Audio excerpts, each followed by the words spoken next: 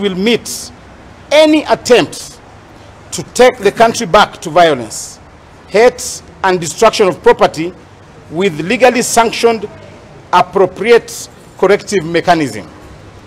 Kenya is on a firm path to prosperity, with little time for sideshows. ODM is the author of its own woes. We refuse to be dragged into their internal rifts and ask that they address their wrangles without inviting us into their miseries. We are busy attending to our party programs, especially our ongoing grassroots elections, and the least we want is distraction from our noisy and grumbling opponents. So ningependa kusema tu kwamba mulisikia jana kulikuwa na mkutano katika chama cha ODM na waliweza lalamika kwa ukali kabisa kwamba chama chetu cha UDA kuja hapa. Tumekuwa na mkutano na viongozi wetu wa chama kutoka eneo citizenry of the Nyanza region to ensure that we appeal them so that they join our beloved party. I have honorable members here. We will start with the National Treasurer, who will give his remarks. Then invite our chief whip. Karibu sana Japheth.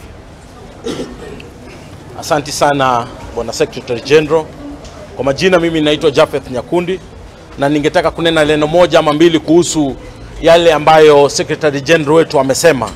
Ni jambo la kuhuzunisha sana ambalo lilifanyika Jumapili kule Bomachoge Borabu, ya kwamba watu fulani walikuja katika kanisa na fujo. Kanisa hile tulikuwa tumealikwa na ndugu yangu Silvano Sosoro na wabunge wengine ili tuweze kusaidia zile kanisa za PAG churches katika mchango katika kujenga kanisa. Lakini ilikuwa ni jambo la kuhuzunisha sana ya kwamba viongozi wanaweza wakakuja kanisani kwa njia ya vita, wanakuja kupigana, wanakuja kuleta rapsha, hata heshima hakuna. Mtu anakuja na kusema ya kwamba nyinyi wa Kristo wote tutawafukuza hapa ndani na tutasimamisha huu mkutano. Kwa hivyo mimi ningeomba wale wafuasi wetu wengine wa lile chama lingine la ODM, tunataka kuwaomba. Tunajua nyinyi ni watu ambao mnapenda vita, mnapenda violence, mnapenda hooliganism.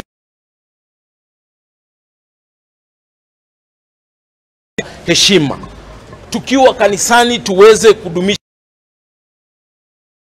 Jambo la kusikitisha kwamba pastor ambaye alikuwa huko, kijana mmoja ambaye ni mheshimiwa, aliweza kumpiga teke na kumuumiza mbavu. Yule pastor saizi yuko hospitali, anaendelea kupokea matibabu. Kitu ambayo tungeomba tuzidi kumuombea yule pastor ili aweze kupona, kwa sababu hili ni jambo ambalo halijawahi fanyika hapa nchini Kenya. Hili ni jambo la kwanza mimi nimeshuhudia. Mtu anakuja kanisani, anapiga watu, mtu anapigana, mtu anataka kusimamisha kanisa ambayo washirika wamekuja kumuomba Mwenyezi Mungu yule ambaye ametupatia uhai. Na nataka kuambia wale wana ODM ya kwamba wawe tayari. Sisi kama UDA tuko tayari kuendelea kukita mizizi. Ninajua wameingiza uoga sana kwa sababu wanajua ya kwamba sisi kama UDA tumeanza kukita mizizi na ile mipango ambayo serikali ya Kenya Kwanza ikiongozwa na Mheshimiwa William Samoei Ruto ameweka.